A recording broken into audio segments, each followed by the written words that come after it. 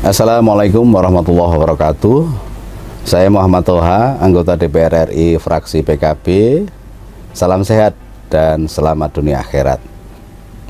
Saat-saat ini di masyarakat banyak pertanyaan tentang pegawai honorer. Nah, pegawai honorer ini akan ditata di Undang-Undang ASN. Kalau kita lihat nanti di pasal 66. Tapi sebelumnya akan saya sampaikan bahwa ASN itu terdiri atas PNS dan P3K, baik penuh waktu maupun paruh waktu. Nah, saat ini ada tenaga honorer K2 yang jumlahnya sekitar 180-an ribu, dan pegawai non ASN yang bukan K2 sekitar 2.300.000-an. Nah, dalam undang-undang ini mereka akan ditata. Nah, kita akan lihat pasalnya. Di pasal 66 Undang-Undang ASN yang baru ini, pegawai non-ASN atau nama lainnya wajib diselesaikan penataannya paling lambat Desember 2024. Dan sejak undang-undang ini mulai berlaku, instansi pemerintah dilarang mengangkat pegawai non-ASN atau nama lainnya selain pegawai ASN. Jadi sudah di stop pengangkatan pegawai non-ASN itu sebenarnya. Nah, kaitannya dengan kalimat atau frasa wajib diselesaikan penataannya paling lambat Desember 2024, yang dimaksud penataan kita lihat di penjelasan pasal 66 undang-undang ini. Yang dimaksud penataan adalah termasuk verifikasi, validasi, dan pengangkatan oleh lembaga yang berwenang. Artinya penataan itu juga mempunyai arti pengangkatan. Artinya juga ya, honorer K2 maupun non ASN tentunya wajib diangkat sampai Desember 2024. Tapi kenapa harus diverifikasi dan divalidasi?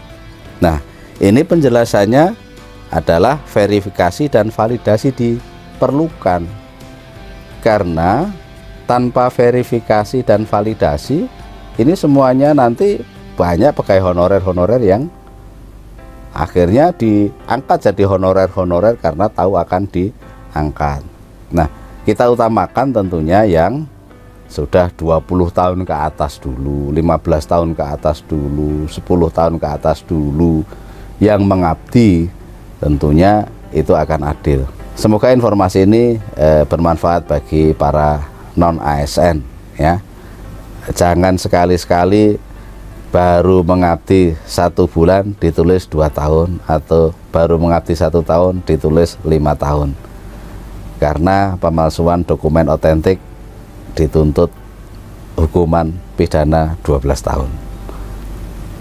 Demikian sebagai informasi, semoga bermanfaat. Terima kasih. Assalamualaikum warahmatullahi wabarakatuh. Ya, baru saja kita dengarkan paparan terkait rincian isi dari pasal 66 Undang-Undang ASN tahun 2023 yang sampai saat ini rilis resminya dari pemerintah masih kita tunggu. Bersamaan juga dengan PP turunan Undang-Undang ASN yang nanti akan menjelaskan secara rinci isi daripada undang-undang itu. Nah, di samping itu Bapak Ibu, karena kita memang belum mendapatkan isi detail dari Undang-Undang ASN dan PP turunan, ini masih saja usulan terkait penambahan sistem kontrak P3K ya di dalam PP turunan nanti, yang mana ini harusnya nanti diatur secara jelas di dalam PP turunan itu. Hal ini diminta oleh PGRI Riau Bapak Ibu, di mana sebaiknya nanti untuk P3K ini dihilangkan sekaligus ya sistem kontrak P3K-nya. Ketua Umum ASN P3K 2022 Provinsi Riau Eko Wibowo kembali menyuarakan ketimpangan kesejahteraan di antara ASN. Menurut Eko, ada gap yang nyata antara PNS dan P3K. Padahal keduanya sama-sama ASN. Pemerintah belum mengatur kesejahteraan P3K setara dengan PNS secara detail. Sampai saat ini kesejahteraan PNS masih mendapatkan perhatian yang lebih dari pemerintah dibandingkan P3K, padahal kami sama-sama ASN, kata Eko. Dia menyampaikan, guru P3K bukan hanya lulusan S1, tetapi banyak juga yang S2. Tapi sayangnya untuk golongan S2 ini tetap masuk pada golongan 9 ya Bapak Ibu, yaitu dengan gaji 2,9. Jika memang belum ada kenaikan gaji berkala, ini tetap 2,9 sesuai dengan PP ataupun keputusan Presiden yang lama. Nah, kalaupun ada kenaikan gaji di 2024 itu hal yang baru ya tentu saja. Nah ini tidak ada perbedaan apabila dia S1 ataupun S2. Seharusnya kata Eko, guru dengan pendidikan S2 diberikan golongan lebih tinggi dibandingkan S1.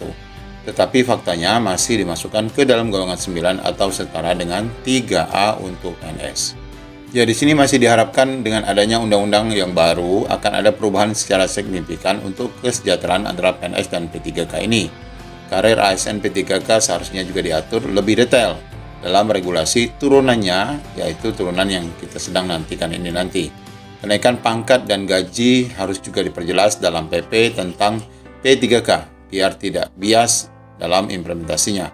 Peluang guru P3K menjadi kepala sekolah maupun dimutasi ke jabatan struktural seperti Kabid ataupun Kadisdik harus juga diperjelas, kata Eko di dalam undang-undang ataupun dalam PP nanti. Eko berharap pemerintah pusat benar-benar peduli kesejahteraan ASN P3K supaya sistem kontrak nanti dihapus ya, tidak ada lagi sistem kontrak. Dia meyakini banyak P3K yang berharap mereka bekerja sampai dengan pensiun. Tidak ada lagi P3K yang dikontrak 1 tahun, 2 tahun, atau 3 tahun, atau sesuai dengan regulasi yang lama adalah maksimal 5 tahun. Hapuskan sistem kontrak P3K, SK berlaku sampai pensiun.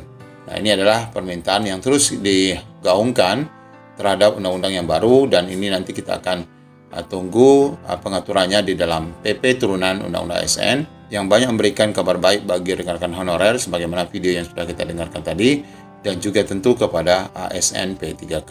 Demikian rekan-rekan semua. Assalamualaikum warahmatullahi wabarakatuh.